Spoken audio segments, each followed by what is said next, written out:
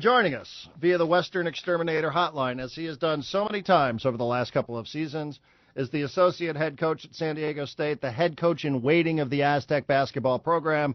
He is Brian Dutcher on San Diego Sports Leader XX 1090. Coach, good to talk to you. Great to be back, Darren. I can't believe it's here already. I mean, it's like middle of October. You got baseball happening. You got everybody gearing up for football and big weekends and such. I mean, it seems like it kind of snuck up on a lot of us. How about for you? I just tell you, with expectations for this year's team, everybody's really excited. So it seems like we have been talking about this coming season from the second last season ended. So there's a lot of enthusiasm, and it's kind of fun to talk about and get ready for this season. Well, you guys are going to start. Now, you're going to do something from my memory, and you know, it's not always the best memory on the planet, but you guys are going to do something this Friday night. You're calling it Madness on the Mesa. And for most people, you know, we would refer to it as Midnight Madness. But I can't think of a time when you guys have done this. Have you done this before? I think we might have tried one at Peterson Gym a number of years ago, and it came off with modest success. I think with the expectation of this year's team, and then the students are involved putting this one on. It's part of their evenings on campus where they provide a late night entertainment for the student body, and they've gotten involved, and we've got a DJ, we've got the band, we got the cheerleaders, we've got student competitions, and that doesn't even get into the basketball phase of it. So it's going to be a lot of fun. So your students really were the reason why you guys are doing this? I mean, because usually, you know, that comes out of an athletic department, and everybody likes getting a little bit of run on national television. And I remember that one you were talking about. I don't remember if it was at midnight, though, but I remember it was your guys' squad. Beth Burns' squad was out there as well. I was there for the early portion of that, but I don't remember that one being at midnight. No, they don't have to be at midnight, Darren. They just kind of call them that because that's the way it used to be. Okay. You couldn't start earlier at midnight, but now they go earlier, and we could actually probably start earlier, but it's because it's part of the student program to give the kids on campus some late night entertainment, alternatives to going out and causing mischief in a good environment that we're starting at open doors at 9 and probably get going around 9:30. Okay. And sorry, go ahead. So we're excited. I mean, I think it'll culminate with the dunk contest, which everybody loves. Right, yeah, and we've all seen these on television. I think one of the great benefits of living on the West Coast is sometimes you could pick these up a little bit earlier, so that could be fun. Was there any hesitation from the coaching staff to do something like this? Is there any cause for concern for coaches to start the season this way? Well, we weren't sure that Coach Fisher could stay up past 11, so that was probably our only concern. But he swears to us he'll have a cup of coffee and make it till we finish, so we think as long as Coach can stay awake, we're going to have a heck of a good time. Well, I think this somewhat fits in, and we're talking with Brian Dutcher, associate head coach and head coach in waiting with San Diego State's basketball program. I think this fits in with what the expectation level is this year, don't you? I mean, it seems like people are waiting for the rankings to come out, some of the preseason magazines. I mean, I don't know how you do this. One preseason publication said you guys are an Elite 8 team, which I don't know if you like that or don't like it. But it seems like all of this stuff leading in kind of fits in with where we left off last year. Absolutely. It's hyping the season, and the nice thing is we don't have to hype it too hard because there are no tickets left to buy.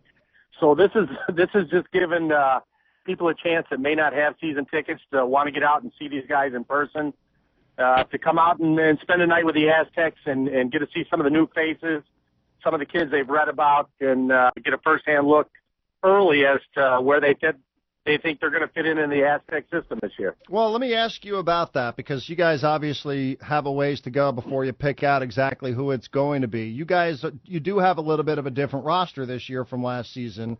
Do you have an idea today who your starters are going to be, who your sixth man is going to be? I mean, how many spots right now as you and I talk and everybody listens, how many spots literally might be up for grabs? Well, probably 4 coaches on the staff and 4 different lineups. I mean, that's how close it is. And I think Coach Fisher is nervous for the fact where he's never played more than 9 guys, the 9th guy getting very limited minutes. But I think this year he realizes that we're so deep and so close as far as talent that it might be a week-to-week deal as to who's playing well, who's performing, and who deserves those minutes at the start of the game. But I think we're going to play more bodies than we've ever played during a course of a game. And hopefully all that athleticism and all that talent will equal some wins this year for the Aztecs. You know, when you talk about that, how important is it to kids at the college level that they start? You know, I always think basketball is a little bit different than some of the other sports in that you might get starters minutes even if you don't get introduced. But for you, who has to deal with the kids on that level, how important is it for your players that they want to be starters and they want to be introduced there before the game? You know, as coaches, we always tell them, hey, it's not who starts the game, it's who finishes it, who's in when the game's on the line. But with that being said, these kids all want to start. There's a certain psyche that goes along with being a starter, and as much as we may try to spin it to these kids, they want to be in that starting lineup. Yeah, I think that's probably a nice carrot to dangle in front of them. You know, that you could be a starter of one of the deepest teams and probably the deepest team in Aztec basketball history. Yeah, I think the thing you won't see this year, Darren, is like guys like Rayhan and Tapley and Thames and Jamal Franklin all playing 30-plus minutes a game. I don't think that's a reality this year. I think they'll all probably drop into the 20s, high 20s. Maybe someone will get to 30.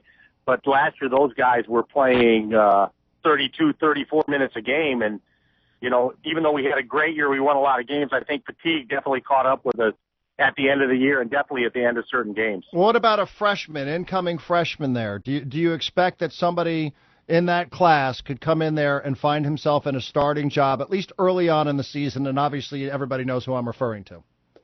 You know what? We've got a lot of good freshmen. I mean, Matt Shrigley's played great in the preseason camp so far.